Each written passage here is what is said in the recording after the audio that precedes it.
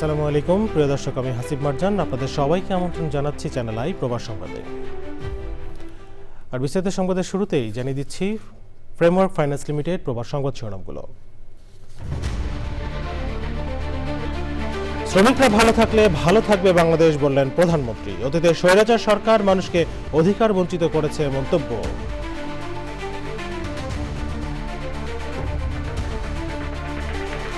যুদ্ধবন্ধে পাকিস্তানের মাধ্যমে যুক্তরাষ্ট্রের কাছে নতুন প্রস্তাব দিয়েছে ইরান। আবারও হামলা শুরুর প্রস্তুতি নিচ্ছে মার্কিন বাহিনী। লিবনের পর যুক্তরাষ্ট্রে অপর বাংলাদেশি শিক্ষার্থী বৃষ্টির মরদেহ উদ্ধার। ভাইকে ফোন করে জানিয়েছে ফ্লোরিডা পুলিশ।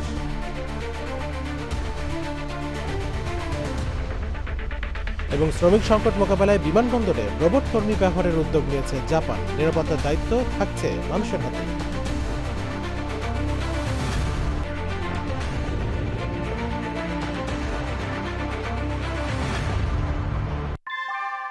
নিউ ইয়র্কে প্রবীণদের কাছে আস্থার নাম অল কাউন্টি হোম কেয়ার। এখানে পাচ্ছেন প্রিয়জনের যত্নে অভিজ্ঞ কেয়ার গিভার। কল করুন 646-444-2266।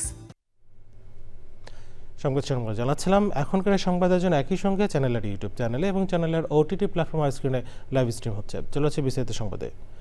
শ্রমিকরা ভালো থাকলে বাংলাদেশ ভালো থাকবে মন্তব্য করে প্রধানমন্ত্রী তারেক রহমান বলেছেন, অতীতের স্বৈরাচার সরকার সব শ্রেণী পেশার মানুষকে তাদের অধিকার থেকে বঞ্চিত করেছে। দুর্নীতি ও লুটপাট করে দেশের অর্থনীতি ধ্বংস করে দেওয়া হয়েছিল।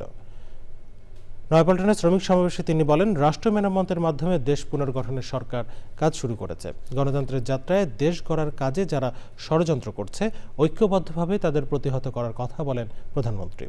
রিপোর্ট করছেন আক্তার হোসেন। সারা বিশ্বের শ্রমজীবী মানুষের প্রতি সংহতি জানাতে রাজধানীর নয়াপল্টনে জাতীয়তাবাদী শ্রমিক দলের এই সমাবেশ। প্রধানমন্ত্রী হিসেবে দায়িত্ব নেওয়ার পর রাজধানীতে প্রথম সমাবেশে তারেক রহমান নিজেকে দেশ গড়ার শ্রমিক হিসেবে উল্লেখ করেন। বলেন, শ্রমিকরা ভালো থাকলে দেশ ভালো থাকবে। বাংলাদেশের শ্রমিকদের ভাগ্য নিয়ে ছিনিমিনি খেলা হয়েছিল সেই দিন। এখন শ্রমিক, শিক্ষক, ছাত্র, নারী, পুরুষ সকলে মিলে এখন হচ্ছে দেশ গড়ার পালা। ইনশাল্লাহ বাংলাদেশের অনেকগুলো কলকারখানা যেগুলো বন্ধ হয়ে গিয়েছে বিগত বছরগুলোতে, পর্যায়ক্রমিকভাবে আমরা সেই কলকারখানাগুলোকে আবার চালু করার উদ্যোগ গ্রহণ করেছি। এই দেশে কলকারখানা তৈরি হলে এই দেশের শ্রমিকরা কর্মসংস্থানের সুযোগ হবে তাদের। আমরা জানি শ্রমিকরা যদি ভালো থাকে তাহলে বাংলাদেশ ভালো থাকবে। গণতন্ত্র ও উন্নয়নের পথে নতুন পথযাত্রায় দেশি বিদেশি ষড়যন্ত্রকারীদের থেকে সবাইকে সতর্ক থাকার আহ্বান জানান প্রধানমন্ত্রী। যারা চায় না বাংলাদেশ পৃথিবীর সাথে পাল্লা দিয়ে সামনে এগিয়ে যাক, সেই মহল ষড়যন্ত্র শুরু করে অতীতের মতন। আজকে আমাদেরকে চোখ কান সব খোলা রাখতে হবে। যারা দেশকে বিতর্কিত পর্যায়ে নিতে চায়, যারা দেশে অরাজকতা সৃষ্টি করতে চায়, এরকম যদি কেউ থাকে তাহলে শ্রমিক ভাই সহ প্রতিটি দেশের প্রতিটি বাংলাদেশি প্রতিটি মানুষের কাছে আমার আহ্বান থাকবে, আপনাদেরকে তাদের ষড়যন্ত্র প্রতিহত করতে হবে, জবাব দিতে হবে। যেভাবে আমরা স্বৈরাচারকে 17 বছর ধরে জবাব দিয়েছিলাম। দেশ গড়তে সকলকে ঐক্যবদ্ধভাবে কাজ করার আহ্বান জানান প্রধানমন্ত্রী তারেক রহমান। বিশ্বজুড়ে যুদ্ধের দামামায় একদিকে যেমন জিনিসপত্রের দাম বাড়ছে, অন্যদিকে সংকুচিত হচ্ছে শ্রমবাজার। এমন কঠিন বাস্তবতায় শ্রমিকের মজুরি সহ অন্যান্য সমস্যা সমাধানে যে সকল প্রতিশ্রুতি দেওয়া হয়েছে তা বাস্তবায়নে নতুন সরকার দৃঢ় পদক্ষেপে এগিয়ে যাবে এমন প্রত্যাশা সবার। Akhtar Hossain, Channel I, Dhaka. ইটালিতে যথাযোগ্য মর্যাদায় এবং বিশাল জনসমাগমে আন্তর্জাতিক শ্রমিক দিবস বা মহান মে দিবস পালিত হয়েছে। র্যালিতে অংশগ্রহণকারী প্রবাসীদের হাতে ছিল লাল পতাকা, ফেস্টুন এবং শ্রমিক অধিকার সংবলিত ব্যানার। সমাবেশে শ্রমিক নেতারা বর্তমান বাজার মূল্যের সাথে সামঞ্জস্য রেখে ন্যূনতম মজুরি ঘোষণা এবং নিরাপদ কর্মপরিবেশ নিশ্চিত করার দাবি জানান। এর সাথে প্রবাসী বাংলাদেশি শ্রমিকরাও একমত প্রকাশ করেন।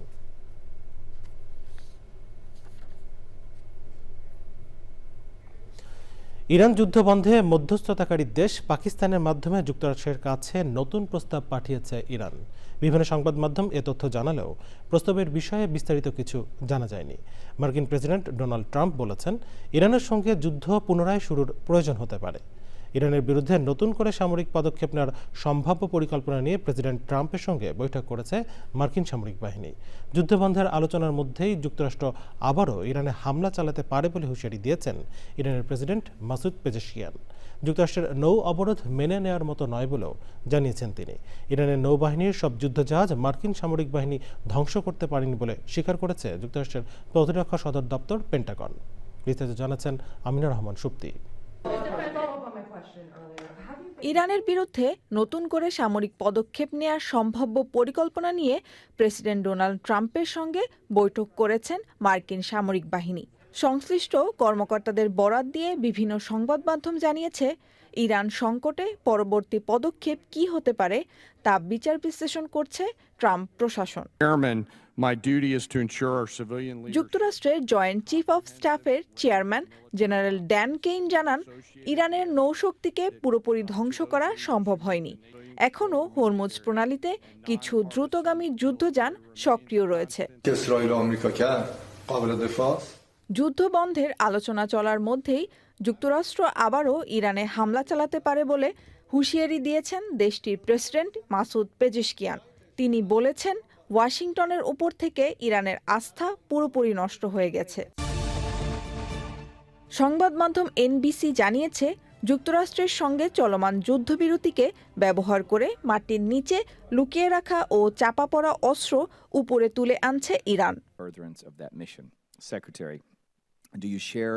মার্কিন সিনেটে ইরান যুদ্ধ থেকে যুক্তরাষ্ট্রের সেনাদের ফিরিয়ে আনার প্রস্তাবটি 47-50 ভোটে বাতিল হয়ে গেছে। ভোটাভুটিতে রিপাবলিকান পার্টির 2 জন সদস্য দলীয় সিদ্ধান্তের বাইরে গিয়ে প্রস্তাবের পক্ষে ভোট দেন। এক ডেমোক্র্যাট সদস্য প্রস্তাবের বিপক্ষে গিয়ে ভোট দিয়েছেন। Amina Rahman Supti, channel I. যুক্তরাষ্ট্র ইরান সংঘাতের কারণে বৈশ্বিক অর্থনীতিতে আঘাত এসেছে। তার মধ্যে পেন্টাগন দিয়েছে চাঞ্চল্যকর তথ্য। এ পর্যন্ত যুদ্ধে যুক্তরাষ্ট্রের ব্যয় $2,500 কোটি। প্রথমবারের মতো এই বিশাল ব্যয়ের হিসাব প্রকাশ করল পেন্টাগন। ইবনে সাইদ অঙ্কুর জানাচ্ছেন বিস্তারিত।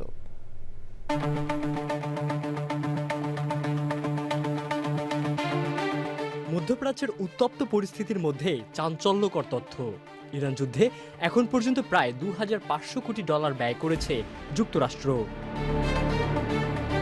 প্রথমবারের মতো এই বিশাল সামরিক ব্যয়ের হিসাব প্রকাশ করেছে পেন্টাগন। এই ব্যয় ঘিরে মার্কিন রাজনীতিতে বাড়ছে চাপ আর অর্থনৈতিক প্রভাব পড়ছে বিশ্বজুড়েই। ইরান সংঘাতে যুক্তরাষ্ট্রের মোট ব্যয় দাঁড়িয়েছে প্রায় $2,500 কোটি। এ তথ্য জানিয়েছেন পেন্টাগনের এক ঊর্ধ্বতন কর্মকর্তা। এই বিপুল অর্থের বড় অংশ খরচ হয়েছে গোলাবারুদ ও সামরিক সরঞ্জাম ক্রয়ে। তবে অবকাঠামো পুনর্গঠন সহ অন্যান্য খরচ এতে অন্তর্ভুক্ত কিনা তা এখনও স্পষ্ট নয়। রাজনৈতিকভাবে বিষয়টি বেশ সংবেদনশীল হয়ে উঠেছে। মধ্যবর্তী নির্বাচনের আগে ডোনাল্ড ট্রাম্প প্রশাসনের ওপর চাপ বাড়ছে, কারণ বিরোধী ডেমোক্রেটরা এই যুদ্ধকে জনগণের জীবনযাত্রার ব্যয় বৃদ্ধির সঙ্গে সরাসরি যুক্ত করছে। ইতিমধ্যেই যুদ্ধের প্রভাবে তেল ও গ্যাসের দাম বেড়েছে, যার প্রভাব পড়ছে সাধারণ মানুষের জীবনযাত্রায়। অন্যদিকে মার্কিন প্রতিরক্ষামন্ত্রী পিট হেগসেট এই ব্যয়কে যৌক্তিক বলে দাবি করছেন। তার বক্তব্য, ইরানকে পারমাণবিক অস্ত্র অর্জন থেকে ঠেকাতে এই খরচ প্রয়োজনীয়। বর্তমানে দুই পক্ষের মধ্যে একটি ভঙ্গুর যুদ্ধবিরতি চললেও নির্দেশ পেলে আবারও হামলা চালাতে প্রস্তুত রয়েছে মার্কিন সামরিক বাহিনী। চলমান এই সংঘাতে এখন পর্যন্ত 13 জন মার্কিন সেনা নিহত এবং শতাধিক আহত হয়েছেন।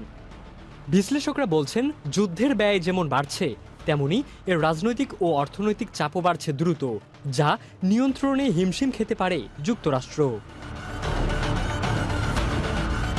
ইবনে সাইদ অঙ্কুর, চ্যানেল আই।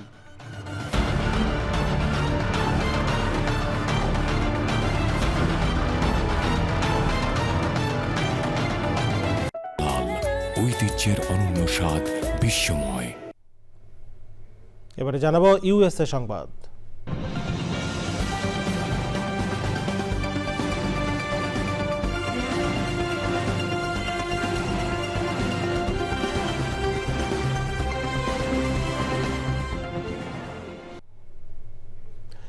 জামিল আহমেদ লিমনের পর যুক্তরাষ্ট্রের নিহত অপর বাংলাদেশি শিক্ষার্থী নাহিদা সুলতানার বৃষ্টির মরদেহ পাওয়া গেছে। ফ্লোরিডার হাওয়ার্ড ফ্র্যাঙ্কলিন ব্রিজের নিচ থেকে লিমনের মরদেহ উদ্ধার করা হয়।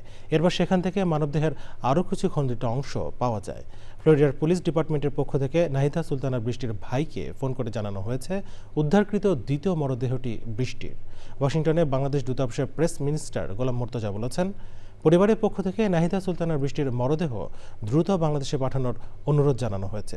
এদিকে লিমনের রুমমেট হিশাম আবু গার্বের বিরুদ্ধে সর্বোচ্চ মাত্রার হত্যার 2টি অভিযোগ আনা হয়েছে। আদালত জামিন আবেদন বাতিল করে তাকে কারাগারে রাখার নির্দেশ দিয়েছে। মিয়ামির বাংলাদেশ কনসুলেট জানিয়েছে, জামিল আহমেদ লিমনের মরদেহ ফ্লোরিডার অরল্যান্ডো আন্তর্জাতিক বিমানবন্দর দিয়ে 2রা মে বাংলাদেশে পাঠানো হবে। দুবাই হয়ে মরদেহ ঢাকায় পৌঁছাবে 4 মে। নিউ ইয়র্কে 20 লাখেরও বেশি ভাড়াটিয়ার ভবিষ্যৎ ভাড়া বাড়বে নাকি অপরিবর্তিত থাকবে, এমন গুরুত্বপূর্ণ সিদ্ধান্তকে সামনে রেখে নতুন উদ্যোগ চালু করেছে সিটি প্রশাসন। মেয়র জোহরান মামদানি ঘোষণা দিয়েছেন, অর্গানাইজ এনওয়াইসি নামে এই উদ্যোগের মাধ্যমে সাধারণ মানুষকে সরাসরি সিদ্ধান্ত গ্রহণ প্রক্রিয়ায় যুক্ত করা হবে। রিপোর্ট করছেন সাদি মাহমুদ।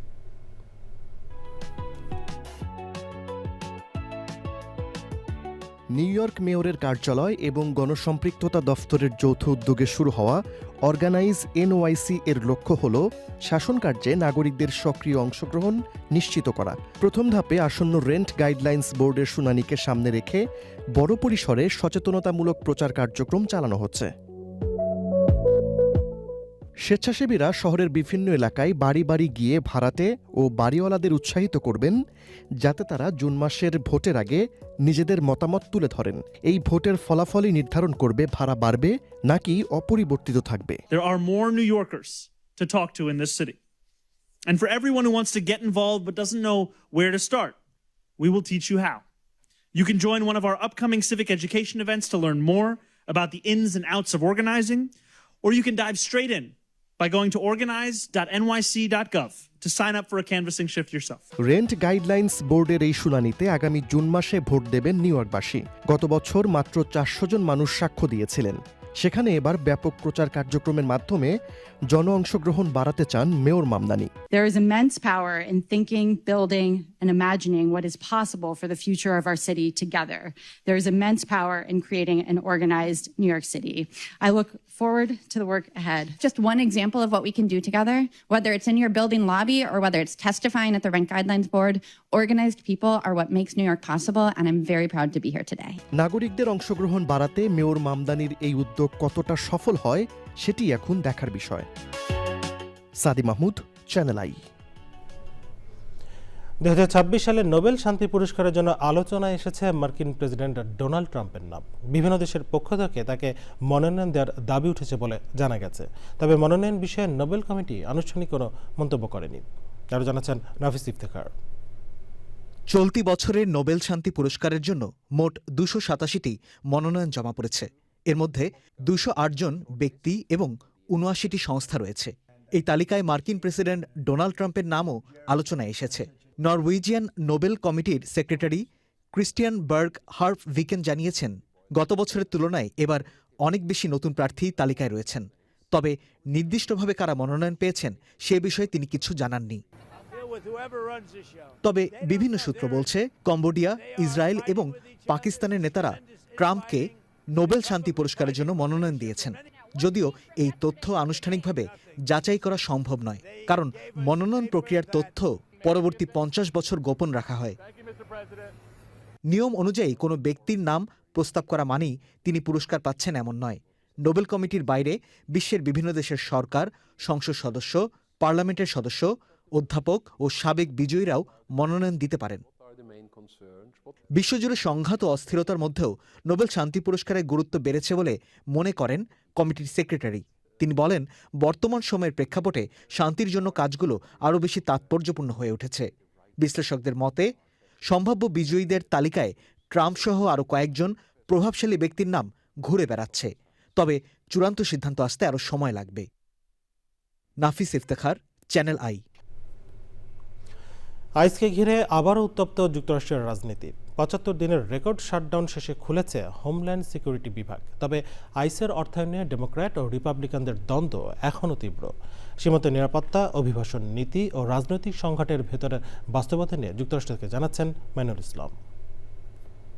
কংগ্রেস ম্যানরা যে বিলটি পাশ করেছেন সেখানে কিন্তু বলা হয়েছে যে এই যে বিলটি পাশ হয়েছে এবং প্রেসিডেন্ট ডোনাল্ড ট্রাম্প তিনি কিন্তু এই বিলে সিগনেচার করেছেন এবং যার ফলে কিন্তু এই বিলটি এখন পাশ হয়েছে। তবে প্রশ্ন হলো যে সেই বিলটি কিন্তু এখন যে পাশ হলো সেটি কিন্তু আগামী সেপ্টেম্বর মাস পর্যন্ত, অর্থাৎ আগামী সেপ্টেম্বর মাস পর্যন্ত এই ডিপার্টমেন্ট অফ হোমল্যান্ড সিকিউরিটির সাথে যে বিভাগগুলো রয়েছে তাদের সাথে যারা কাজ করছেন তাদের বেতন ভাতা সহ অন্যান্য যে ব্যাপারগুলো রয়েছে আনুষঙ্গিক ফ্যাসিলিটিস সেই বরাদ্দগুলো তারা পেয়েছেন। এর মধ্যে অত্যন্ত গুরুত্বপূর্ণ যেটি হলো যে বিমানবন্দরের নিরাপত্তা এবং সিক্রেট এজেন্ট সহ এরকম গুরুত্বপূর্ণ যে সংস্থাগুলো রয়েছে তারা কিন্তু সবাই এই হোমল্যান্ড সিকিউরিটির আন্ডারে কিন্তু কাজ করেন এবং যার ফলে তাদের যে অর্থ ছাড়ের যে ব্যাপারটি সেটি এখন নিশ্চিত হয়েছে। তবে সেটি সেপ্টেম্বর পর্যন্ত। কিন্তু প্রশ্ন থেকে গেল যে কংগ্রেসম্যানরা বলছেন যে কংগ্রেস সিদ্ধান্ত দিচ্ছেন যে এই বিলটি পাশ হয়েছে ঠিকই, কিন্তু সেখানে আইস এবং বর্ডার পেট্রোল এই দুটি সংস্থাকে আলাদা করে বাইরে রেখে কিন্তু এই বিলটি পাশ হলো। তাহলে প্রশ্ন উঠলো যে আইস এবং এই অর্থাৎ বর্ডার পেট্রোল এই দুটি সংস্থার আসলে অর্থ বরাদ্দ কোত্থেকে হবে এবং কিভাবে হবে।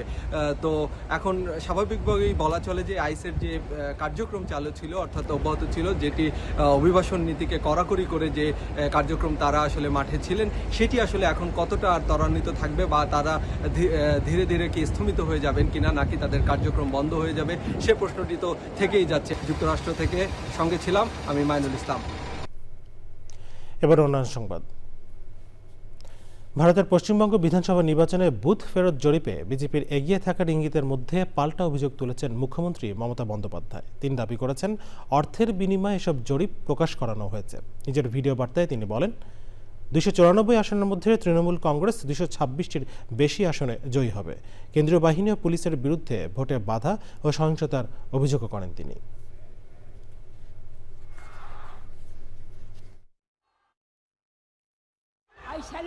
ওরা কিন্তু বারবার করে যা এক্সিস্ট পোল যা দেখিয়েছে টোটালটাই দেখিয়েছে বিজেপির কথায়। এবং আজকে তো আপনারা জানেন নিরপেক্ষতা বলে ভারতবর্ষে কিছু নেই, সব একপক্ষ হয়ে গেছে। আমি তাদের বলবো আমাদের কর্মীদের এবং মানুষকে সাথে থাকতে, যাতে কাউন্টিংয়ে সবাই সমানভাবে আজ থেকে পাহারা দেয়। দরকার হলে আমিও আমার এলাকায় পাহারা দিতে নামবো। বাংলাদেশি বংশোদ্ভূত কানাডার নাগরিক ডলি বেগম দেশটির ফেডারেল রাজনীতিতে প্রথমবারের মতো এমপি হিসেবে শপথ নিয়েছেন। টরন্টোর স্কারবোরো সাউথ ওয়েস্টে আসন থেকে লিবারেল পার্টির প্রার্থী হিসেবে উপনির্বাচনে জয়লাভ করে তিনি ইতিহাস গড়েন। এই জয়ের মাধ্যমে প্রধানমন্ত্রী মার্ক কার্নির নেতৃত্বাধীন লিবারেল পার্টি কানাডার সংসদে একক সংখ্যাগরিষ্ঠতা অর্জন করেছে। ডলি বেগম ফেসবুক পোস্টে বলেন, স্কারবোরো সাউথ ওয়েস্ট এর এমপি হিসেবে শপথ নিতে পেরে তিনি সম্মানিত। ডলি বেগম জানান, জীবনযাত্রার ব্যয় কমানো, সাশ্রয়ী আবাসন নিশ্চিত করা এবং কানাডাকে একটি ঐক্যবদ্ধ সমৃদ্ধ দেশ হিসেবে গড়ে তোলার চ্যালেঞ্জ নিতে তিনি প্রস্তুত। সুইডেনের নাগরিকত্ব পাওয়ার শর্ত কঠোর করে সরকারের আনা প্রস্তাব বুধবার দেশটির পার্লামেন্টে পাশ হয়েছে। নতুন এই আইন আগামী 6 জুন থেকে কার্যকর হবে এবং এতে নাগরিকত্ব পাওয়ার প্রক্রিয়ায় গুরুত্বপূর্ণ পরিবর্তন আনা হয়েছে। নতুন আইনে নাগরিকত্বের জন্য বসবাসের সময়সীমা বাড়িয়ে সাধারণভাবে কমপক্ষে 8 বছর করা হয়েছে। আবেদনকারীদের জন্য সুইডিশ ভাষায় দক্ষতা এবং দেশটির সমাজ ও সংস্কৃতি সম্পর্কে জ্ঞান বাধ্যতামূলক করা হয়েছে। এজন্য নির্দিষ্ট পরীক্ষায় উত্তীর্ণ হতে হবে। আবেদনকারীদের বছরে নির্দিষ্ট পরিমাণ আয় প্রায় 2,41,800 সুইডিশ ক্রোনা থাকার প্রমাণ দিতে হবে।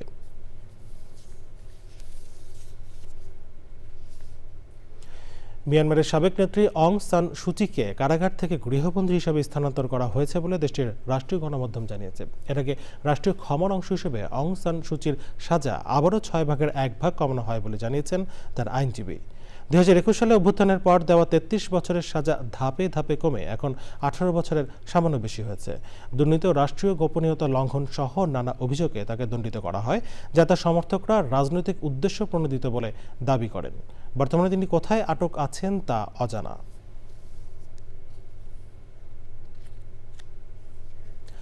জাপানের তীব্র শ্রমিক সংকট মোকাবেলায় বিমানবন্দরে রোবট কর্মী ব্যবহারের উদ্যোগ নেওয়া হয়েছে। টোকিওর হানেদা বিমানবন্দরে পরীক্ষামূলকভাবে হিউম্যানয়েড রোবট চালু করেছে জাপান এয়ারলাইন্স। চীনের নিট্রি নির্মিত এসব রোবট মালপত্র পরিবহন সহ শারীরিকভাবে কষ্টকর কাজ করবে। পর্যটকের সংখ্যা বৃদ্ধি ও কর্মক্ষম মানুষের ঘাটতির কারণে এই উদ্যোগ নেওয়া হয়েছে। কর্তৃপক্ষ বলছে এতে কর্মীদের চাপ কমবে, তবে নিরাপত্তার মতো গুরুত্বপূর্ণ দায়িত্ব মানুষের হাতেই থাকবে। ভবিষ্যতে এসব রোবট দিয়ে আরও কাজ করানোর পরিকল্পনাও রয়েছে।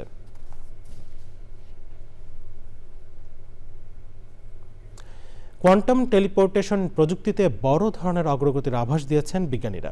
যুক্তরাষ্ট্রের গবেষকরা সফলভাবে একটি ফোটনের কোয়ান্টাম তথ্য প্রায় 270 মিটার দূরে পাঠাতে সক্ষম হয়েছেন। সহজভাবে বলা যায়, নির্দিষ্ট দূরত্বে একই ধরনের বস্তু দুজনের কাছে থাকলে তা একই ধরনের আচরণ করবে। এআই ভয়েসের সহযোগিতায় রিপোর্ট করছেন রিয়াজউদ্দিন আহমেদ।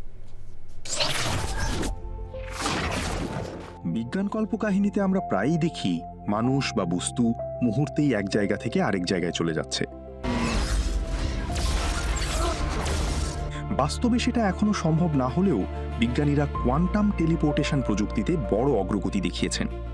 সম্প্রতি যুক্তরাষ্ট্রের গবেষকরা সফলভাবে একটি ফোটনের কোয়ান্টাম তথ্য প্রায় 270 মিটার দূরে পাঠাতে সক্ষম হয়েছেন। এই গবেষণায় কাজ করেছেন নর্থ ওয়েস্টার্ন ইউনিভার্সিটি এবং ফার্মি ল্যাবের বিজ্ঞানীরা। এখানে টেলিপোর্ট মানে কিন্তু মানুষ হঠাৎ অদৃশ্য হয়ে অন্য জায়গায় চলে যাওয়া নয়। বিজ্ঞানীরা মূলত আলোর ক্ষুদ্র কণা ফোটনের তথ্য বা অবস্থা এক স্থান থেকে অন্য স্থানে স্থানান্তর করেছেন। এটা কিভাবে কাজ করে? সহজভাবে বললে বিজ্ঞানীরা দুইটি ফোটনের মধ্যে বিশেষ ধরনের একটি সংযোগ তৈরি করেন। এই সংযোগকে বলা হয় কোয়ান্টাম এনট্যাঙ্গেলমেন্ট। এটা অনেকটা এমন, ধরুন আপনার আর আপনার বন্ধুর কাছে একই ধরনের দুইটি ম্যাজিক কয়েন আছে। আপনি আপনার কয়েন ঘোরানোর সঙ্গে সঙ্গে দূরে থাকা বন্ধুর কয়েনও একইভাবে প্রতিক্রিয়া দেখায়। কোয়ান্টাম জগতে এই অদ্ভুত সংযোগকে বলা হয় কোয়ান্টাম এনট্যাঙ্গেলমেন্ট। গবেষকরা অপটিক্যাল ফাইবার ব্যবহার করে প্রায় 270 মিটার দূরে এই তথ্য পাঠাতে সক্ষম হন। সবচেয়ে গুরুত্বপূর্ণ বিষয় হলো এই পুরো প্রক্রিয়ায় তথ্যের নিরাপত্তা বজায় ছিল। বিজ্ঞানীরা বলছেন এই প্রযুক্তি ভবিষ্যতে কোয়ান্টাম ইন্টারনেট তৈরির ভিত্তি হতে পারে। তখন তথ্য হ্যাক করা বা চুরি করা অনেক কঠিন হয়ে যাবে। ব্যাংকিং, সামরিক যোগাযোগ, মহাকাশ গবেষণা, এমনকি সামাজিক যোগাযোগ মাধ্যমেও এই প্রযুক্তি ব্যবহার করা হতে পারে। এছাড়া এই গবেষণা ভবিষ্যতের কোয়ান্টাম কম্পিউটার তৈরিতেও বড় ভূমিকা রাখবে বলে মনে করছেন বিশেষজ্ঞরা। যদিও প্রযুক্তিটি এখনো পরীক্ষামূলক পর্যায়ে রয়েছে, তবুও বিজ্ঞানীরা বলছেন এটি ভবিষ্যতের যোগাযোগ ব্যবস্থায় এক নতুন বিপ্লবের শুরু হতে পারে। Riazuddin Ahmed, channel I. স্কটল্যান্ডের গ্লাসগোতে বাংলা ভাষা, সংস্কৃতি, কমিউনিটি কার্যক্রম প্রচারের লক্ষ্য নিয়ে প্রথমবারের মতো যাত্রা শুরু করল বাংলার digital television channel Sun TV. Sun টিভির ডিরেক্টর শঙ্কর নারায়ণ এবং রঞ্জিত সরকারের নেতৃত্ব, মলয় সরকারের সক্রিয় সম্পৃক্ততায় এই উদ্যোগটি শুরু হয়েছে। কর্তৃপক্ষ জানিয়েছে, সান টিভি বাংলা স্কটল্যান্ডে বসবাসরত বাংলাদেশি এবং দক্ষিণ এশীয় কমিউনিটির জন্য একটি শক্তিশালী ডিজিটাল প্ল্যাটফর্ম হিসেবে কাজ করবে। এই প্ল্যাটফর্মে কমিউনিটির অর্জন, সাংস্কৃতিক অনুষ্ঠান, যুব কার্যক্রম, ব্যবসায়িক সফলতা, শিক্ষা, শিল্প সংস্কৃতি এবং সামাজিক উন্নয়নমূলক কর্মকাণ্ড তুলে ধরা হবে।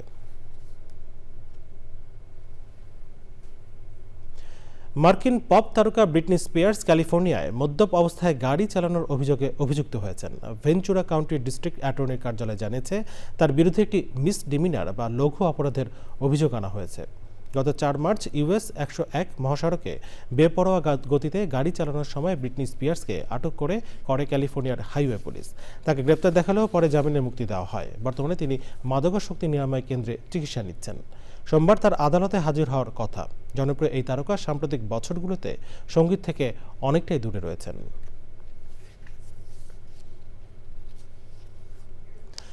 মাঠে খেলা গড়ানোর 40 দিন আগে সব সংশয় দূর করে ফিফা সভাপতি জিয়ান্নি ইনফ্যান্টিনো আরও একবার জানিয়েছেন, ইরান আসন্ন বিশ্বকাপ ফুটবল খেলবে এবং তা খেলার নির্ধারিত সূচি অনুযায়ী যুক্তরাষ্ট্রের মাটিতেই হবে। কানাডার ভ্যাঙ্কুভারে ফিফা কংগ্রেসের সমাপনী ভাষণ দিতে গিয়ে ফিফা সভাপতি ইরানের 2026 বিশ্বকাপে অংশ নেওয়ার বিষয়টি নিশ্চিত করেছেন। এর আগে ফিফা কংগ্রেসে যোগ দিতে যাওয়া ইরানি প্রতিনিধি দলকে কানাডার অভিবাসন কর্তৃপক্ষ সেদেশে ঢুকতে দেয়নি বলে অভিযোগ করে ফুটবল ফেডারেশনের সভাপতি মেহেদি তাজের নেতৃত্বে ইরানি প্রতিনিধি দল কংগ্রেস বর্জন দেশে ফিরে যায়। কানাডার পররাষ্ট্রমন্ত্রী আনিতা আনন্দ বলেন, ওই ঘটনা ছিল অনিচ্ছাকৃত। যদিও ফিফা কংগ্রেস ইরানকে অনুপস্থিত দেখানো হয়েছে। 11 জুন শুরু হবে বিশ্বকাপের আসর। 15 জুন যুক্তরাষ্ট্রের লস অ্যাঞ্জেলসে নিউজিল্যান্ডের বিরুদ্ধে ইরান তাদের প্রথম ম্যাচ খেলবে। সংবাদ শেষ করবো, তবে যাবার আগে ফ্রেমওয়ার্ক ফাইন্যান্স লিমিটেড প্রবাস সংবাদ শিরোনামগুলো জানিয়ে দিচ্ছে আরও একবার। শ্রমিকরা ভালো থাকলে ভালো থাকবে বাংলাদেশ, বললেন প্রধানমন্ত্রী। অতীতে স্বৈরাচার সরকার মানুষকে অধিকার বঞ্চিত করেছে, মন্তব্য।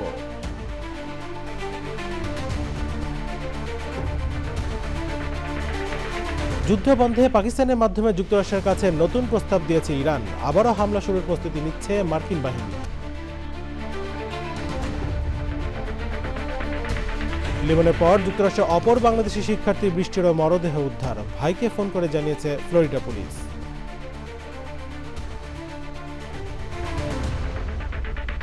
এবং শ্রমিক সংকট মোকাবেলায় বিমানবন্দরে রোবট কর্মী ব্যবহারের উদ্যোগ নিয়েছে জাপান। নিরাপত্তার দায়িত্ব থাকছে মানুষের হাতে।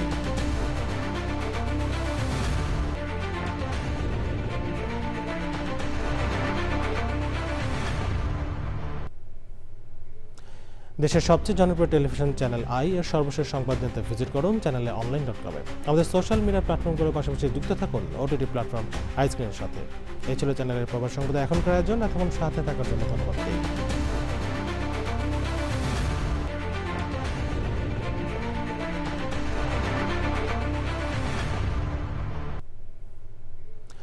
দেশের সবচেয়ে জনপ্রিয় টেলিভিশন চ্যানেল আই এর সর্বশেষ সংবাদ জানতে ভিজিট করুন চ্যানেলে online.com-এ। আমাদের সোশ্যাল মিডিয়া প্ল্যাটফর্মগুলোর পাশাপাশি যুক্ত থাকুন ওটিটি প্ল্যাটফর্ম আইস্ক্রিনের সাথে। এই ছিল চ্যানেলের প্রবাস সংবাদ এখনকার আয়োজন। এতক্ষণ সাথে থাকার জন্য ধন্যবাদ সবাইকে।